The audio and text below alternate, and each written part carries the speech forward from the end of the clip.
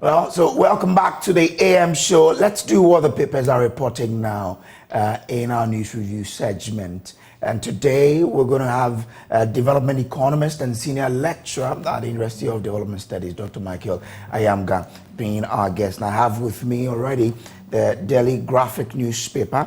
I have the Ghanaian Times newspaper, the Daily Guide, the Finder, Today, the Custodian, and the Ghanaian Publisher. So these are the papers that we'll be sharing with you this morning. Well, so let me welcome our guest, Dr. Michael Ayamga. So he will be joining us very shortly. He is a development economist and senior lecturer at the University of Development Studies. Well, so let's see what the papers are reporting. Daily Graphic front page, it says 3 cement factories shut down. Ghana Standards Authority accuses them of using inferior materials. And the story is written by Kester Aburam Kranchi. It says the Ghana Standards Authority has shut down the operations of 3 cement manufacturing companies due to the use of inferior materials in their cement production. The companies are Zing and Safe Cement Ghana Limited, located at the Jiso Kumasi Center Ghana Limited, located at Ofinso, and the Unisem Cement Ghana Limited, located at Bekwai, all in the Ashanti region. The move is part of a larger effort to crack down on substandard cement production across the country. The crackdown is being spearheaded by GSA under the auspices of the parent Ministry of Trade and Industry. Now, this is good. And I want to applaud the GSA for this. How long have the people been producing with inferior materials? And once they do that, can the Environmental Protection Authority also move in and ensure some people are doing the right thing?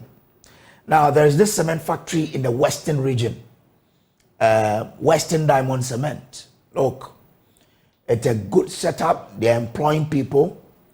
But whilst at it, they are also polluting the environment. And the EPA has to be up and doing on that.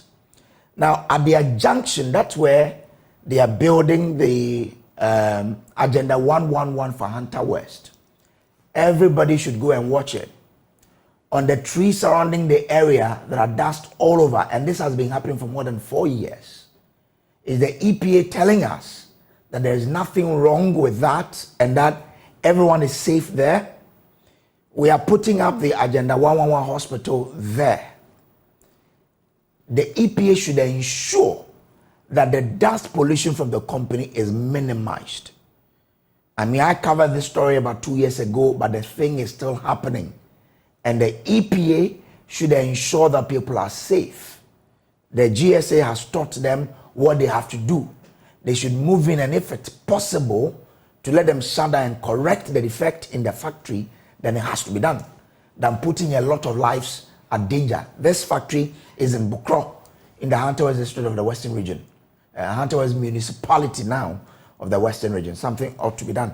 Well, Dr. Michael Ayamga has joined me now. Good morning to you, Doc.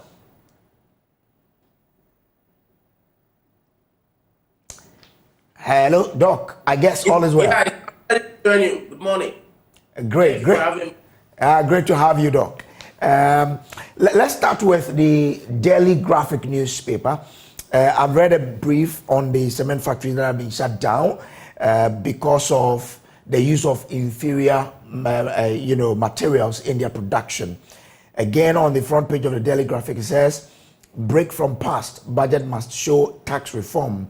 Na and Danny says, 81 schools in flood-hit areas resume. And so those are the... So let's start from the 3 cement factories that have been shut down. Now, they have been shut down because they've been using inferior materials. How does this story come to you as probably someone who has been using cement for various purposes? Yeah, well, again, it's very disturbing to say the least.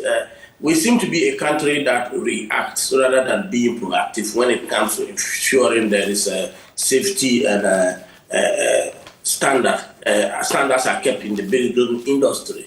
And even though it's sometimes surprising that We have so many regulatory bodies, from the Ghana Standards Boards to the Environmental Protection Agencies and what have you. You only find them on the street doing things because they pursue them from the perspective of internally generated funds. That is the biggest problem in this country, that the regulatory authorities tend to confuse their function of safeguarding the health and life of Ghanaians with generating a fund for their day-to-day activities. So I'm not surprised that we have reached here. It is very disturbing.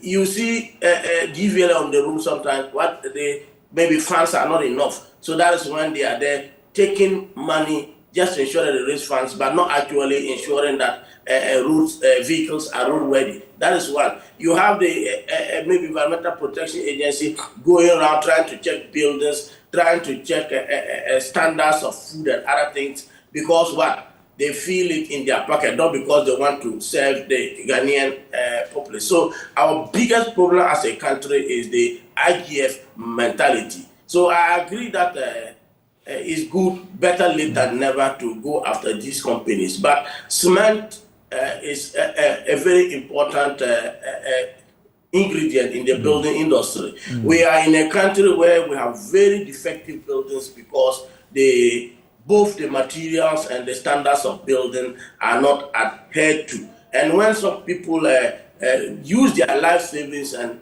try to put up something, a roof over their head, they expect that at least the things in the market meet the materials standard, so that they don't waste their investments. Unfortunately, we have these companies doing all sorts of things, cutting corners, using substandard material, importing fake products, and they manage to pass through our series of regulations that we have put in place here. So I want to commend the EPA for going after these companies. I think that when it comes to building, it's a two-edged sword. On the one side, it is cutting the safety of people who live in the buildings that these materials end up being used to put up. And then also, it is hurting the people who have used their life savings sometimes to put up these buildings. So I agree that, yes, the standards ought to be kept, but you want to ask yourself, why did it have to take this long? Why does it after several years of operations, after so many people have relied on this company, they have gone there? I think that they have to first of all reappraise their standards and their commitments, and understand that they exist first to ensure that the people of this country are not taken for a ride by unscrupulous people trying to take advantage of the largely unconcerned people who just go and they buy materials. I myself, I'm not a technical person, so if I go and buy cement, I bought cement. I may not know that the standards are inferior. I only get a feedback maybe when the building is suffering and the integrity is not that good. So we need to be proactive. We need to get these things before they pose havoc on the Ghanaian populace. But it's not only the EPA. As Ghanaians, we need to check the institutions and ensure that they are working for us rather than generating internal funds just for their rally. All right. Now, what about the product that people have already bought? Now, we're being told that the cement, example from Zinc Safe Cement Ghana Limited, indicated that limestone did not conform to the requirement for calcium carbonate content in the product. And mineral identification analysis also showed that the sample was feldspar and quartz. Now, this is a quote from the GSA. It says, in view of this, you are instructed to cease operation production henceforth until the use of the approved raw materials. Now, Professor Dodu, who is the chief executive for the GSA, explained that feldspar and quartz were not recommended major constituent of cement, and as such, their use as major constituent by some cement manufacturers should be stopped forthright. Now, shouldn't people be worried about the integrity of their structures because they used cement that do not have the required raw materials? Yeah, that is the unfortunate thing in our system. maybe some can remember they use those materials from this company to put up their buildings. Others don't. I think that those who have bought cement from this company ought to pursue some form of compensation. Maybe the company should recall these products and then try to compensate those who have bought them. But I doubt if that can happen in our jurisdiction. Again, it boils down to the reactive nature of our institutions rather than being proactive.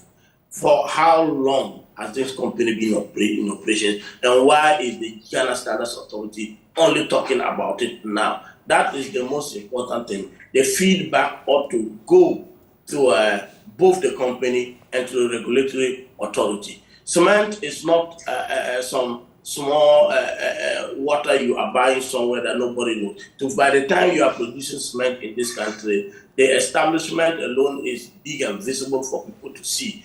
I'm surprised that every day in the market, maybe the GSA is not aware that this product is there, that they have not gone to buy cement in the market and do some testing.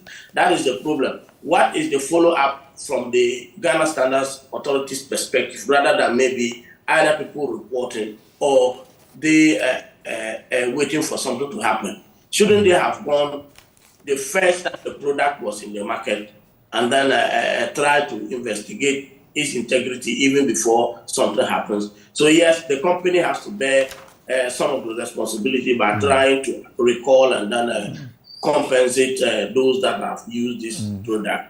Okay. People who have used it to put up buildings, and we know maybe we'll have to do some serious investigation and check the structural integrity of the buildings they have put up as far as this issue is concerned. But I think that our system has to send some message to the Ghana Standards Authority, and for that matter, all our regulatory authorities that are far behind the curve, sleeping on the, only waiting for something to happen for them to come and talk. I think that it is a massive failure on our regulation. Okay.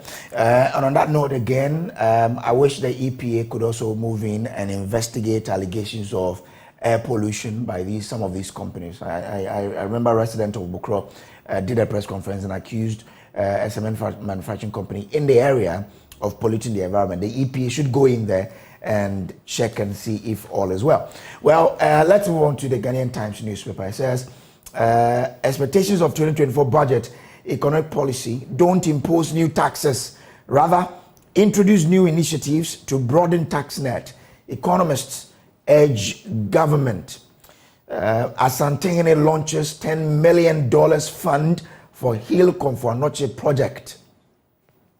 Ghana wins bid to host IFPIM Africa headquarters. It comes with a photograph of the Minister for Information, Kojopon, and Nkrumah in Ghana. GMA elect Professor York as VEEP. Okay.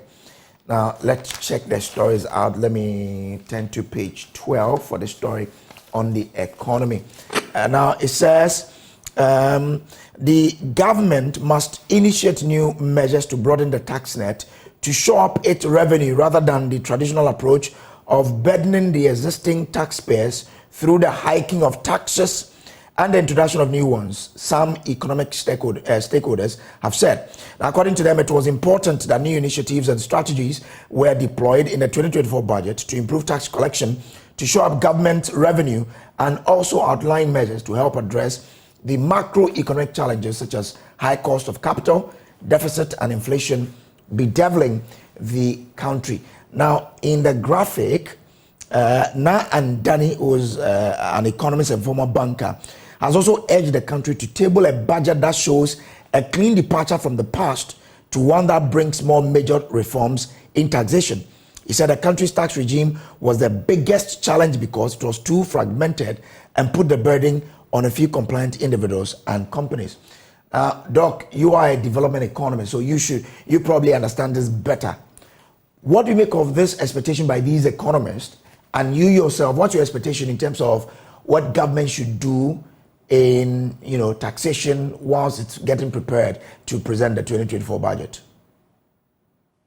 Yes, again, I can't disagree with the various positions held by Na and Danny, and also I've seen on the front page of the Daily Graphic the position, the suggestion by Professor Peter Kote, who I know as one of the finest economists we have in this country, a very thorough person. From our own investigations and observations, businesses are crashing under the taxes. And it doesn't matter what we do if we do not address the tax burden of businesses. There is no way we can revive the real sector, bring the growth, and then the government benefiting the taxes. Companies pay taxes from their profits, and if they are not profitable, you don't get the taxes. So what government has focused on is putting these taxes, writing on paper, and telling the IMF that we have imposed taxes, passed new taxes, and we are expecting to rake in this amount. That is just the policy aspect of it. The practicality of that has remained a challenge, and that is why so far, with all the stimulus we are putting in, the millions we are getting the IMF, we are getting marginal infinitesimal changes in the economy. That is because we have failed to address the crippling challenges in the real sector. I think that if we want to revive this economic pay, there are two things we need to do. First, we have to enforce the tax code.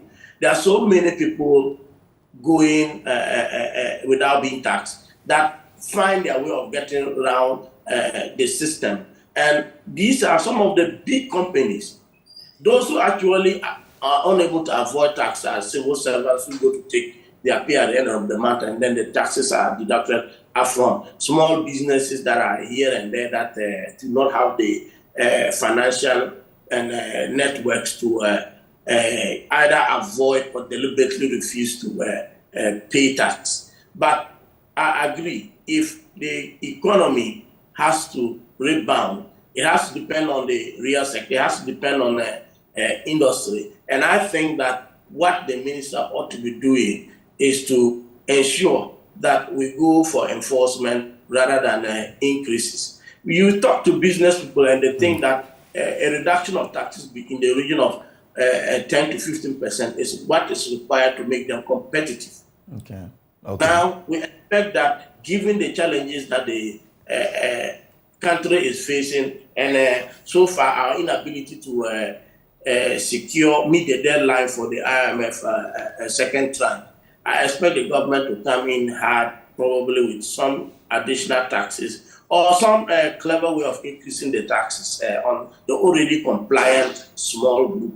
So I agree with Na and Danny, and then also the call by Professor Kunse that we need to ensure that those that are already in the system are paying the taxes. If we pursue enforcement, we will not need to increase taxes. But don't we need to understand why this government has not able to fulfill its tagline of moving from taxation to production as a guide going into the future?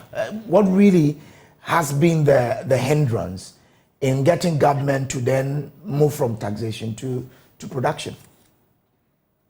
The hindrance has been that the government chose the borrowing path, as we have always said. When it entered and took over the reins of power, it did not immediately launch a program to increase domestic production and to make business profitable, and then to, from that angle, get the resources to develop.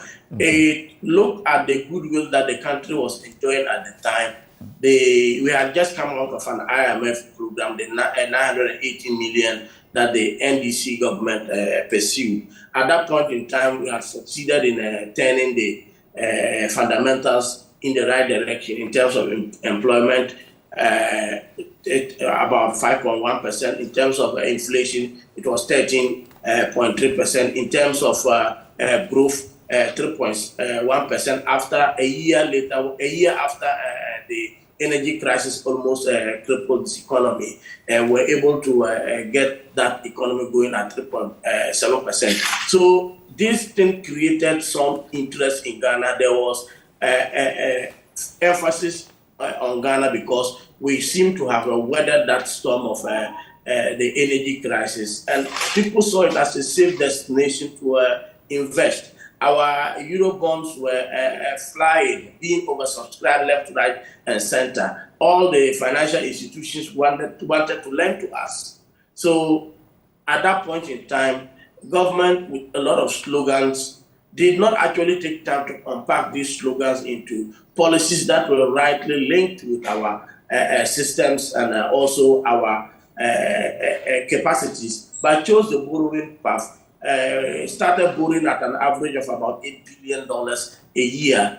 And by the time we realized that we could no longer get the credits that were coming in, we'll try to now look at internal sources to raise money, only to realize that businesses now have to compete with the extremely deteriorated fundamentals and therefore could not survive. So it is the government's desire to use a borrowing path rather than a production path. They said, of course, as a candidate, Baumia now said at the time, move it from production to taxation, move the economy from taxation to borrowing, and then after borrowing, they have now moved the economy from taxation under the Muhammad regime to taxation and borrowing. So that is the problem now.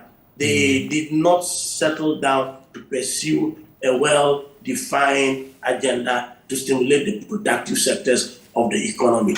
We borrowed and spent, and it's one of a very serious problem now. So all that happened is the borrowing between 2017 and 2019. We don't even need to talk about 2020 when, or the early part of 2019 when COVID hit. When we started from 2016 all the way to the end of 2018, by then we had already damaged the structure of our economy with a massive boom.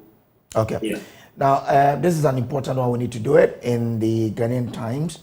Asantehene launches $10 million fund for Heal Comfort Anoche project. Now, the Asantehene Otumfuo said to the second has launched a $10 million Heal Comfort Anoche project, a fundraising campaign for the renovation and modernization of the main blocks of the Comfort Anoche Teaching Hospital, CAF, in Kumasi.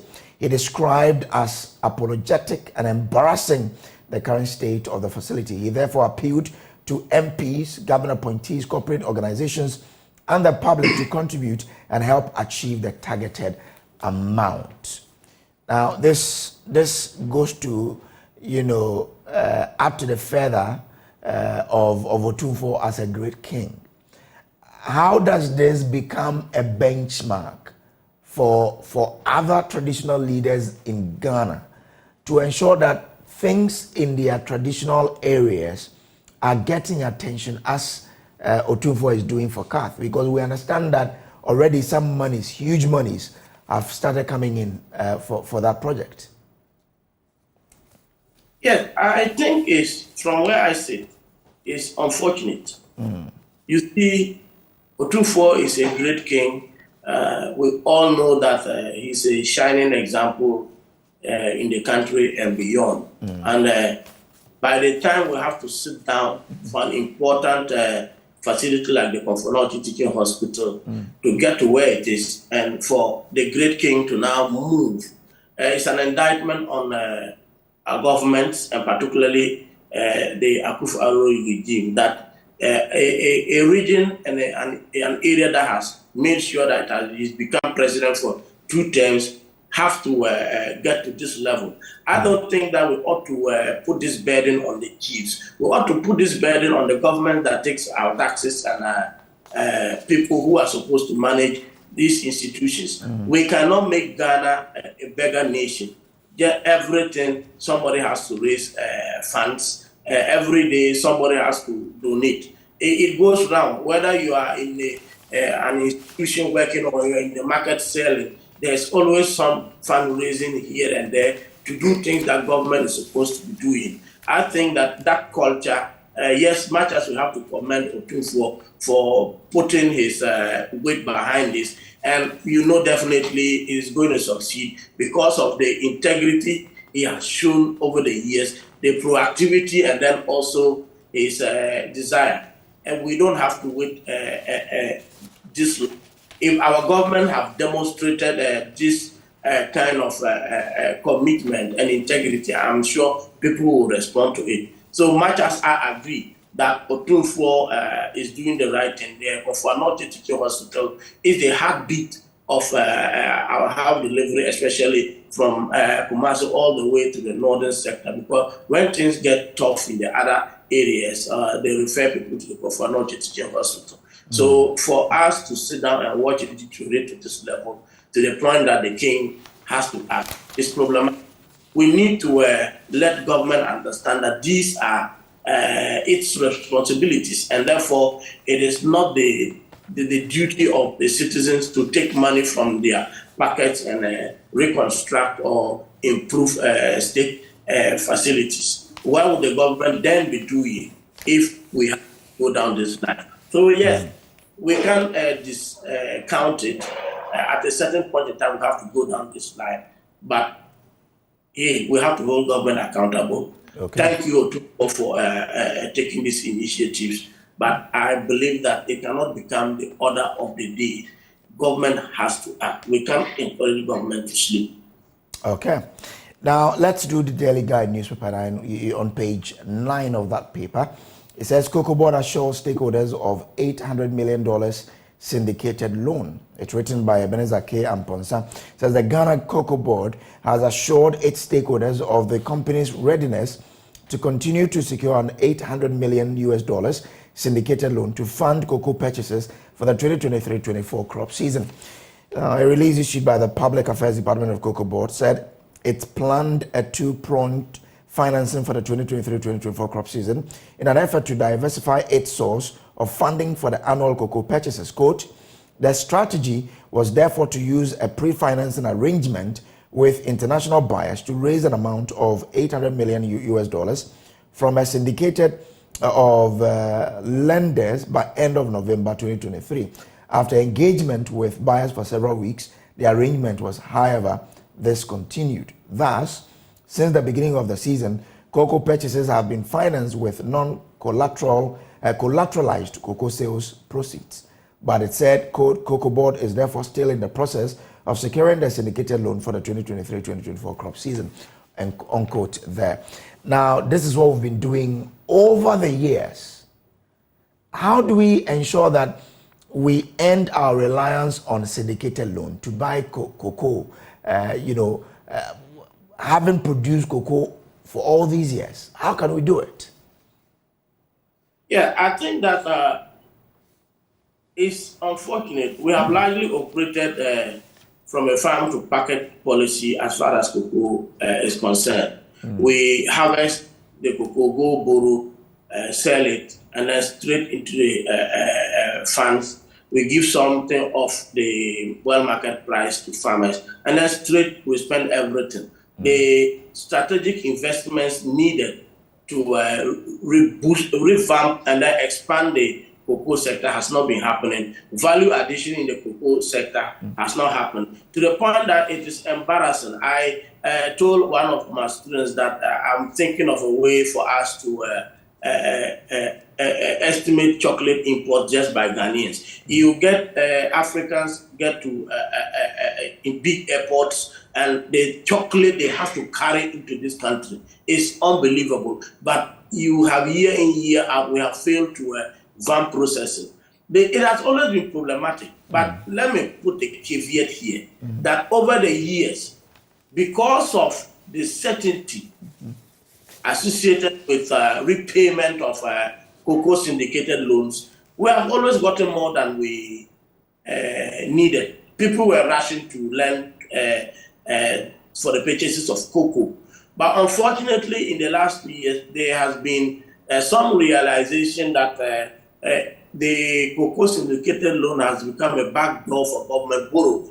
After we have been shut out by the lenders, especially from the Eurobond markets and others, because it has become difficult for us to come by foreign currency, we have largely resorted to putting our burden on whatever sources we have. So the cocoa syndicated loan has become a backdoor channel into some of these credit markets that we have been shut out from. And because we have failed to honor our agreements in a timely manner, we are now struggling to raise funds. So to the point of collateralizing sales. Collateralizing sales means that we are actually using what we are going to get from the cocoa to take the loan. So it means that this our earnings from cocoa will actually be seized, which I think that is unfortunate. We didn't have to come to this level. As I said at the beginning, our biggest problem in this country is our debt burden, and it is disgraceful. So, Doc, I wanted, to get strategies that Cocoa Board could use to stop the reliance on syndicated loans, such that in the near future, we'll use our own funds to purchase the cocoa, sell it, and keep the funds and turn it over. Yeah, the solution is something we have never been able to do in this country. That is save a percentage towards building a fund that is capable of buying this cocoa without resorting to the market. But we never do that. We have this character of centralizing all receipts we get from cocoa, and then we start spending it. If we had a policy that 50% of cocoa revenue is not available for day-to-day spending, but it restores building a fund to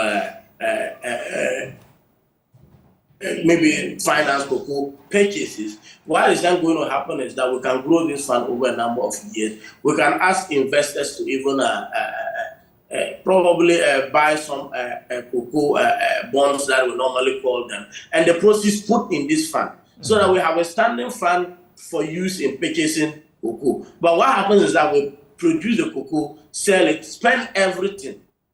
Then when it's up to the cocoa buying season, we go and borrow, looking for money. And the biggest problem here is that the cocoa prices, or what we offer farmers now, to a large degree depends on how much we have to pay and what we have gotten from the World Bank. So we can't actually provide an incentive for cocoa farmers to stop even taking our cocoa to Cote d'Ivoire. It is the lack of planning that is the problem. And the problem is that all cocoa proceeds are seen as disposable. We don't put a significant percentage of it down to develop the fund and to boost our ability to purchase our own cocoa. Every cocoa that is living in this country is actually borrowed cocoa, because part of it is earmarked to pay a debt we have used to buy the cocoa. It is disgraceful that for several years in the cocoa industry, a number 2 producer in the world, it is a disgrace that we still have to be talking about these things. Okay. But hey, government cannot afford to let that resources go. You know, definitely every dollar in this country now is important for government, especially where we find ourselves. But the bottom line is we need to create that fund, earmark a certain percentage towards developing the capacity to purchase cocoa. Okay. All right. We just have to wrap up here, but this is good news for Ghana. So let me just share with you and then we can wrap up. Now, Ghana wins bid to host Independent Journalist Fund headquarters. It says Ghana has secured the hosting rights for the Africa Regional Headquarters of the International Fund for Public Interest Media, IFPIM, marking a significant achievement in the nation's commitment to press freedom and media independence. The announcement was made during the Paris Peace Forum in France on Thursday, November 10, 2023, by the Minister for Information, Kojo Nkrumah, alongside the French Minister of State for Development and International Partnerships, Chrysoula Zakharopoulou. Following a competitive bidding process, the Ghanaian government has not only allocated a dedicated office for the IFPIM headquarters, but has also pledged to extend diplomatic courtesies to the international staff operating from the Africa Regional Headquarters to be established in Accra. Well, so that's good news coming in there from the Ministry of Information. Doc, I'm grateful to you for your time this morning. Thanks for joining us here. Pleasure. It's a pleasure. Thank you for having me. Dr. Michael Ayamga is a development economist and senior lecturer at the University for Development Studies. Well, that's how we wrap it up here on the News Review segment. Up next is the sports with Muftau Nabila. Stay on.